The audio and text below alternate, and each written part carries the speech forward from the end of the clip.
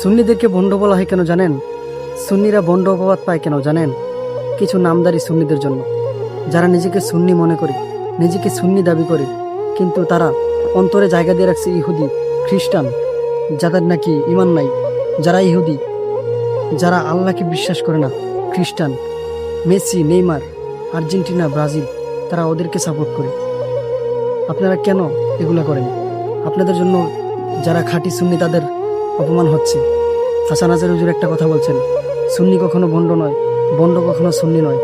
এখনো সময় আছে, আপনি হেদায়েত হন, নিজেকে সঠিক পথে আনেন, নিজেকে খাঁটি সুন্নি হিসেবে তৈরি করুন।